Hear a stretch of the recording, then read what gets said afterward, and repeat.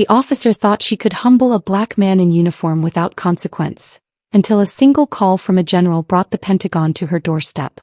It was meant to be a brief stop. General Carlton DeHaze had navigated Highway 280 between Albany and Americus, Georgia, countless times. He knew its twists, the long stretches of wilderness, the occasional sleepy gas station with its lone, dusty pump. But today his GPS had malfunctioned after an update. So when he spotted a gravel pull-off just past a faded sign reading Ellaville 4 miles, he gently slowed and stopped. He shifted into park and tapped his phone screen, military-grade encrypted, designed to self-destruct if tampered with. He was dressed casually in a polo and slacks, no visible rank. His jacket, insignia neatly stitched, lay folded in the back seat. He hadn't thought he'd need it. 2 minutes. That's all he anticipated. But the crunch of gravel behind him made him look up. In his rearview mirror, a patrol car, lights already flashing though no siren had sounded. A beat-up cruiser, Lee County Sheriff, faded on its side. The driver's door opened and a tall blonde woman with hair pulled into a bun stepped out, aviator sunglasses shielding her eyes, one hand resting on her holstered sidearm. She didn't approach cautiously, no polite "good afternoon, no license and registration, sir." She marched directly to his driver's side window and rapped sharply. Tap tap tap. Carlton lowered the window halfway. "Afternoon, officer. What are you doing out here?" she snapped. "Pulled over to check my GPS," he replied. She squinted, peering past him into the car. "Where are you headed?" He glanced at her name tag. Wilbon. Her voice was sharp, not curious but commanding. "Just correcting my route," he stated calmly. Wilbon took a slight step back and unclipped her holster.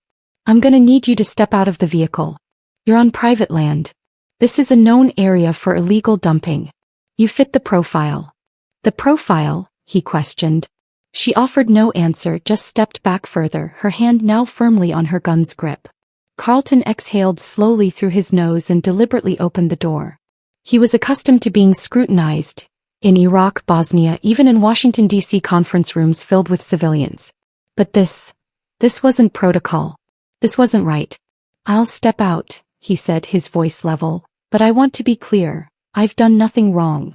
"You're being uncooperative," she accused. "I've complied with every word you said," he countered. Wilbon directed him to the rear of his car. No backup. No body camera he could discern. Her radio crackled, but she ignored it. She ordered him to place his hands on the trunk. He hesitated. "Ma'am, I'm a federal officer," he explained. "My ID is inside my vehicle. Please allow me to retrieve it." I said, "Hands on the trunk." She seized his arm and spun him forcefully. His palms slapped against the warm metal. She kicked his legs apart. He didn't resist, didn't raise his voice, but he uttered something softly then, "You're making a mistake." She didn't listen. From the road, a pickup slowed. A woman in the passenger seat rolled down her window just enough to hold up her phone. A teenager in the back was already filming. No one intervened, but they watched. There was something unsettling about the scene. The silence, the man's unflinching demeanor, the officer's eagerness to assert dominance rather than seek answers. Wilbon was breathing hard, not from exertion but adrenaline. She had no idea who she was dealing with. Not yet. But a shift was imminent, and it would begin with a single request. "I'm not going to repeat myself." Officer Wilbon barked, one hand still near her firearm. "You're being detained." Carlton remained still, hands on the trunk, calm and composed. "Then I respectfully request that you call your supervisor or allow me to retrieve my ID from the vehicle." "You don't make requests right now," she snapped. "You wait." From the corner of his eye, Carlton saw the teenager from earlier, now outside the truck, phone still recording. The kid's father stood beside him, arms crossed, watching in silence. A thick, quiet tension hung in the air, heavy like the humidity rising from the trees. "I'm not resisting," Carlton said again, slower this time, "but I do need to identify myself. I'm Lieutenant General Carlton Hayes. My identification is in my briefcase inside that car." Wilbon scoffed. "You expect me to believe that?" He let the question hang for a second. "You don't have to believe it. Just check." But she didn't. Instead she moved to the side, radioing something. Her voice was low, muffled by static and nerves. She used the words suspicious male and possibly armed. That last part made Carlton turn his head slightly. I'm not carrying a weapon. Wilburn glared. You're military, right? You people usually are. Carlton blinked slowly. You people? She ignored him, refocusing on her radio. She was asking dispatch to send backup to County Road 19, a possible situation developing. Carlton didn't interrupt. His years of training had taught him that the quickest way to disarm arrogance was to let it self-destruct. He looked past her toward the truck. The man in the driver's seat now rested his arms on the window frame, his expression shifting from passive concern to something more serious. The bystanders were no longer just curious. They were uncomfortable. You're escalating something that doesn't need to be, Carlton said gently. You don't tell me how to do my job. I'm asking you to do it by the book, he replied. She stepped closer. Are you threatening me? His eyes narrowed slightly. No, ma'am. I'm advising you. Wilburn's lips curled for a half-second as if she found that amusing. Then she snatched his wallet from his back pocket and quickly flipped through it, glancing at each card without truly reading. Then she froze. Tucked behind a department ID was a Pentagon-issued security clearance card, level 4. She said nothing for a moment, but Carlton saw her jaw clench. Where'd you get this? She muttered. I earned it. Over 30 years of service. She closed the wallet and stepped back, but not far enough to be obvious, not far enough to admit error. You could have just said that in the first place. I did. Her face flushed, but not from the sun. You still can't park here, she said, grasping for any justification to maintain her stance. I wasn't parked. I was pulled over, adjusting my route. She turned away as if suddenly remembering her cruiser. Carlton could see her weighing it all. How this looked, what the footage might show and what it might not. You'll need to wait here for the responding deputy, she stated. Fine. But once he arrives, I'd like to make a phone call. He turned back, skeptical. You calling your lawyer? No, Carlton said. I'm calling the Department of Defense. She stared at him, waiting for a smirk, a punchline. There wasn't one. She opened her mouth to reply, but nothing came out. In the distance, a faint siren began to wail. Another unit, finally responding. But it was still at least 10 minutes away, and in those 10 minutes, everything was about to change. Because this wouldn't be a quiet story swept under the rug. Too many people were already watching. The sirens grew louder, echoing off the trees in short bursts. But Officer Wilburn wasn't waiting. Her grip on control was faltering, and she knew it. Carlton saw it in her agitated pacing, the way she repeatedly checked over her shoulder at the growing roadside audience. 3 cars now, all pulled over, silently filming. She was no longer thinking like an officer. She was reacting like someone cornered. Turn around, she ordered. Carlton remained still. I've already identified myself. You're still interfering with a lawful investigation. I'm not interfering. I'm standing here unarmed and cooperating. She reached out, grabbed his wrist and twisted. You're resisting. He clenched his jaw but didn't fight. This isn't necessary. But it didn't matter. She pulled his arm behind his back and slammed the cuffs on tight. The metal dug into his wrists. Gasps rippled from the roadside. The teenager had moved closer. He whispered something to his father, who didn't answer but raised his own phone to start filming too. Everything's being recorded, Carlton said, his voice low, not a threat, just the truth. You think that matters? Wilburn hissed. It always does. Sooner or later. She pushed him forward, forcing him toward her cruiser. The gravel underfoot shifted. Carlton didn't stumble, didn't resist, but her movements were rough. He could feel it, not just in her grip but in her voice. She was trying to prove something, perhaps to herself. She opened the back door and shoved him in without a word. No Miranda rights, no explanation. You're going to regret this, a voice called out. It was the man with the teenager, unmoving, but his voice was steady, a southern accent, mid-40s perhaps. Wilburn snapped, Mind your business, sir. I am, the man said. This is my business now. Wilburn slammed the cruiser door shut and stormed to the front of her vehicle. She leaned inside, fumbling with the radio, but her voice was shaky now. Carlton sat in the back, hands cuffed behind him, breathing through his nose, focusing on each second. 1, 2, 3, slow and steady. He didn't know who Wilburn was trying to impress. Dispatch, the cameras, herself, but she was unraveling.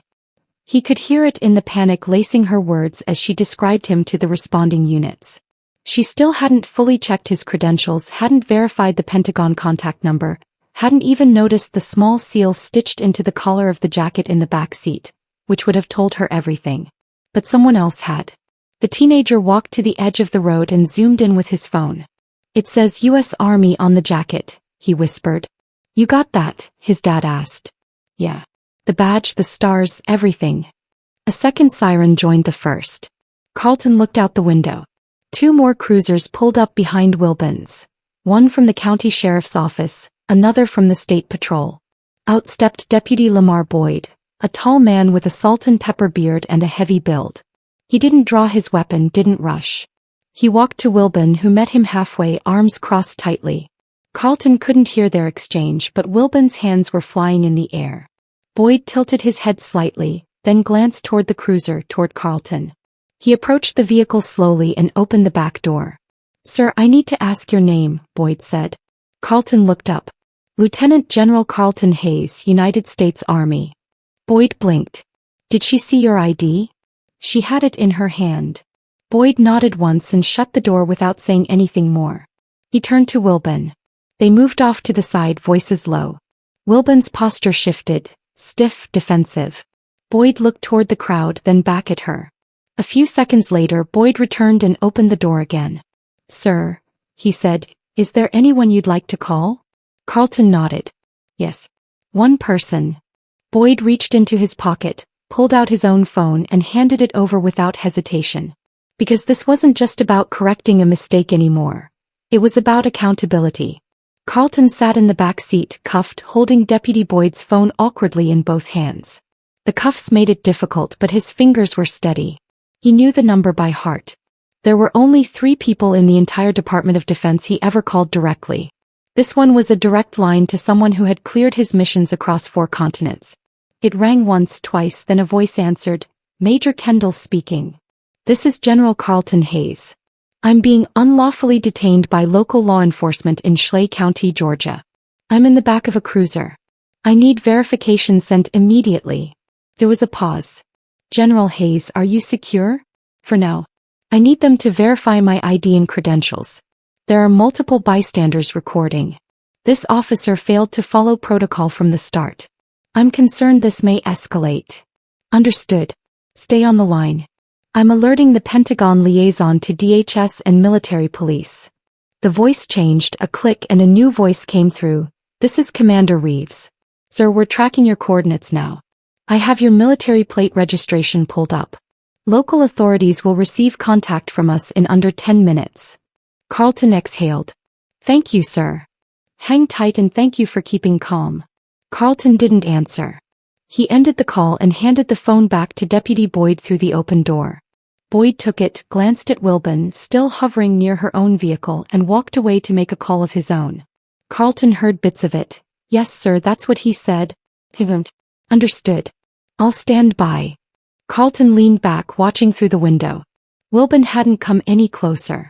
Her expression was rigid, but her eyes darted constantly between the phone screens aimed her way and the man sitting quietly in the back seat. 5 minutes passed. Then came the sound of new tires on gravel, but these weren't cruisers. 3 black SUVs, unmarked but unmistakably federal. Windows tinted darker than legal. The kind of cars that seemed to command the right-of-way everywhere. One stopped just ahead of the police line, the second parked directly behind Wilbon's cruiser. Doors opened in perfect sequence. 2 men in dark suits, earpieces barely visible, and another in full army dress uniform stepped out of the lead vehicle. That was Colonel Errol Gaines, a name well known in military circles, and one Wilbon had likely never heard. He walked straight past Boyd, straight past Wilbon, and opened the back door himself. "Sir," Gaines said, his voice calm but tight, "you all right?" Carlton nodded. "Fine. Just bruised pride. We've got it from here." Gaines turned to Boyd, whose face indicated he wasn't happy about any of this. "Who's in charge here?" Boyd lifted a hand, then motioned toward Wilbon. "I've been here 10 minutes. That officer initiated the stop." Gaines walked over to Wilbon, who finally stiffened and tried to compose herself. "Do you know who that man is?" he asked her plainly. She squared her shoulders. He didn't provide proper ID until you put him in cuffs. I was acting on suspicion. He refused to comply. He gave you his name. His title. You held his federal ID. That's a 3-star general you locked in a car. Wilburn tried to speak again, but her voice caught. The weight of it was sinking in. I suggest you don't say another word, Gaines added. This is being reported to your department, your sheriff, and the state attorney general.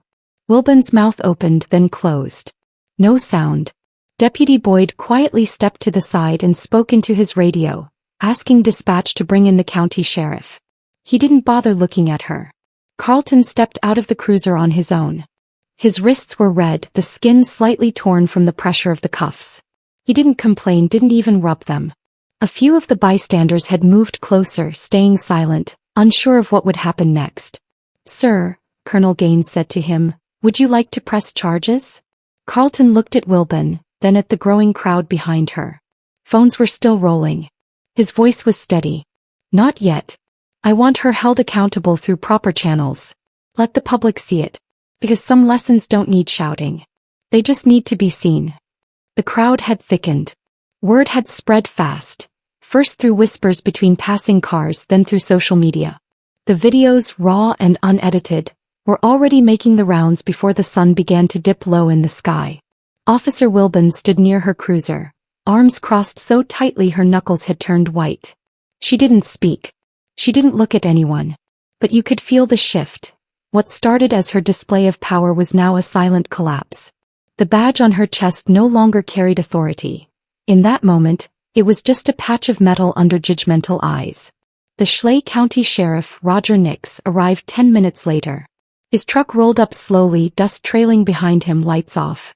An older man in his late 60s, tall and broad-shouldered with a noticeable limp. He didn't exit his vehicle right away, he just sat there watching the scene. The federal SUVs, the silent officer, the general standing tall in front of the black sedan. When he finally stepped out, the silence was immediate. Even the birds seemed to pause. Somebody want to tell me what the hell is going on out here? He asked, not yelling, but with the tone of a man accustomed to being the loudest in any room without raising his voice. Colonel Gaines stepped forward. Sheriff Nix, I'm Colonel Errol Gaines with the Department of the Army. One of your officers unlawfully detained a general. Sheriff Nix looked from Gaines to Carlton, then to Wilburn. Tracy, that true? She opened her mouth, hesitated. He refused to comply. His vehicle was suspicious. I followed department procedure. You run his tags? No. You check the ID he gave you. I didn't think it was real. Nix turned slowly. Didn't think it was real, Tracy? This man could have you dismissed with one call and he hasn't. That alone should tell you something. Wilburn's face flushed again, but she said nothing. Sheriff Nix stepped closer to Carlton, extending a hand. General Hayes, apologies for what happened on my highway. I don't have words strong enough. Carlton shook it firmly, no grudge in his grip, just exhaustion. Appreciate it, Sheriff, he replied, but what happens next isn't about me. It's about what she did when she thought no one important was watching. The sheriff looked over his shoulder at the crowd. Well, plenty of folks saw. And I got a feeling a lot more will. Colonel Gaines nodded in agreement. We'll be filing a formal complaint through DOJ channels. Her conduct wasn't just reckless, it was illegal. Wilburn took a half step forward as if to offer a defense, but she saw the cell phone still pointed her way and she didn't. Not a single word. Sheriff Nix sighed. Tracy, I'm putting you on immediate administrative leave. Hand over your badge and firearm. She looked as though she'd been punched in the chest. Sheriff, that's not a request. Her hands moved slowly, first to the badge, then to her belt. When she placed both items in Nix's hand, he didn't even look at her, just turned back to the onlookers, holding her badge like a weight. We'll let the investigators finish this, but let me be clear, he said, loud enough for everyone to hear. This ain't how we treat people in my county. I don't care who you are. No one deserves what I saw in those videos. The teenager from earlier stepped forward, holding his phone. Sir, do you want me to send you a copy? Nix gave him a faint smile. Send it, son. Thank you for filming. The kid nodded, proud but quiet. Carlton turned toward his car. The jacket still sat in the back seat. He opened the door, slipped it on and adjusted the collar. The stars on his shoulders glinted subtly in the fading light. Wilburn turned her back and walked to her cruiser, but she wasn't driving. Deputy Boyd followed her and took the keys from her hand. She wasn't going anywhere without answering questions first. Because this was no longer a traffic stop. It had become a statement. By the next morning, the footage had reached national news. What began as a 30-second clip uploaded by a teenager named Miles Reardon transformed into a 2-minute stitched video, viewed over 2 million times in less than 12 hours. The hashtags were blunt. Hashtag General Hayes, hashtag Schley County, hashtag profiling on camera. News vans lined the shoulder of Highway 280 by noon. Their satellites pointed to the sky like it was a crime scene. Except no crime had been committed, at least not by the man who'd been cuffed. General Hayes had quietly left the scene the night before, choosing not to speak publicly. No press conference, no angry interview, just a short private call to his wife, followed by a long, quiet drive to Fort Benning. He never raised his voice, never called for protests, and that, in its own way, amplified the story. The sheriff's office released a statement, clean, sterile, stripped of meaning. We are aware of the incident involving Officer Tracy Wilburn and an unidentified motorist. The matter is under internal investigation. They omitted the fact that the unidentified motorist had more command experience than their entire department combined. But the people knew. By the second day, protests began forming outside the sheriff's office. Not thousands, but enough to rattle windows, enough to make every local station across Georgia. Veterans stood out front holding photos. Hayes in uniform, Hayes in the field, Hayes at the White House receiving a medal from the president. The weight of it started pressing on every name tied to the county. Reporters uncovered Wilburn's previous complaints. 3 formal grievances in the past 2 years, all quietly dismissed. 2 involved black drivers. 1 a single mom who claimed Wilburn followed her home and issued a ticket for improper attitude. All of it roared back. Wilburn remained silent. Her lawyer issued a generic denial. My client acted in accordance with her training and did not violate any established procedures. But no training justified what the public had seen. No procedures explained cuffing a man without cause after being handed federal ID. Meanwhile, General Hayes kept his head down. He didn't seek interviews, didn't post statements. His only public comment came during a small veterans forum in Columbus, Georgia, 3 days later. It wasn't even supposed to be covered by media, but someone from the crowd recorded it anyway. He stood at a wooden podium in a church hall, wearing his uniform, hands folded in front of him. I've faced hostility on foreign soil. I've worked under administrations that didn't want me in the room, he said, then he paused. But I've never been made to feel smaller than I did on that Georgia roadside. But I won't carry anger. That's not what this country needs. What we need is accountability and, more importantly, honesty. We can't fix what we pretend doesn't exist. The room stood up in silence. Not applause, just quiet acknowledgement. 2 days after that, Sheriff Roger Nix announced the internal investigation had concluded. Tracy Wilburn was terminated. The county cited excessive use of force, failure to follow protocol, and misuse of authority. But behind closed doors, Nix told his staff something different. She got caught doing something we all knew she'd been doing. That's the part that should shame us. Her termination didn't silence the noise, but it did change something. Schools began hosting discussions on respect and power. Local papers ran editorials not just about racism, but about blind obedience. And the Reardon family, the ones who filmed it all, were invited to Washington to be recognized for civic courage. As for Carlton Hayes, he returned to Fort Benning and resumed his duties. But the next time he addressed new cadets, he told them one thing. You wear this uniform with honor. But some people will still see what they want. Don't ever let that stop you from standing tall. Because sometimes justice isn't loud. It's steady. And it never forgets. 3 weeks later, the dust had settled, but the story hadn't faded. It came up in college classrooms, small-town barbershops, Sunday sermons. People weren't just talking about what happened. They were asking why it keeps happening. Why a man could serve his country for over 30 years, command thousands, lead soldiers into battle, and still be mistaken for a threat because of what someone thought they saw. General Hayes never leaned into victimhood. That wasn't his nature. But he also didn't pretend like it hadn't happened. He believed in transparency, quiet dignity, leading by presence, not volume. He declined several televised interviews but accepted an invitation to speak at a leadership conference in Tallahassee. The auditorium wasn't full of generals or press. It was filled with teachers, first responders, and high school students, everyday people. He stepped up to the microphone wearing a simple dark suit, no medals, no stars.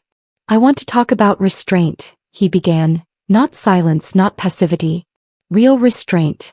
The kind that requires strength. Because when you're wronged, when you're humiliated, everything in you wants to hit back. But power isn't measured by how hard you hit. It's measured by how much you choose not to. Pause. You can't control how people see you, but you can control how you respond when they get it wrong. And that choice, that's where real power lives." Someone in the front row, a young EMT, raised her hand. "How did you stay so calm that day?" He smiled faintly. "Because my life wasn't in that moment. It was in everything that came before it. That woman didn't know my story, but I did." Later, someone asked if he was angry. "Yes," he answered, "but I don't carry it. I use it. Anger, when carried, weighs you down. But when you use it right, it makes you sharper. It makes you speak when it counts." Back in Schley County, things had shifted.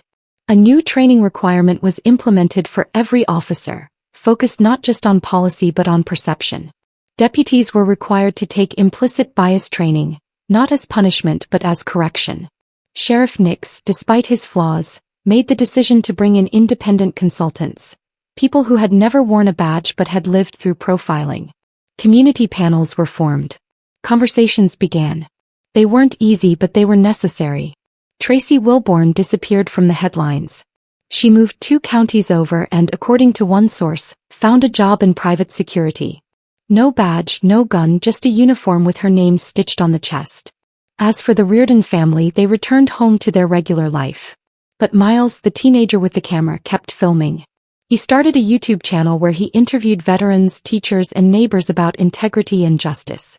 His first video, titled, "I Didn't Know Who He Was, But I Knew What Was Wrong," hit 500,000 views in the first week. Carlton watched it from his office one evening, quietly. When the video ended, he clicked off his screen, stood up, and walked outside. The air was cool, the sky still holding onto that orange-pink edge of sunset. He didn't feel proud. He didn't feel vindicated. He just felt certain that staying calm had made all the difference. In the end, it wasn't the rank on his shoulder that exposed the injustice. It was how he carried himself while being disrespected. And it wasn't a press conference or speech that moved the needle. It was restraint. It was decency. It was truth filmed on a phone, shared by strangers, that forced a small corner of the world to see itself differently. Because sometimes, the greatest form of protest is standing still while everyone else is watching. If this story resonated with you or made you reconsider how quickly we judge, take a moment to share it. Speak up, record it, say something when something feels off. And if you believe more stories like this should be told, subscribe.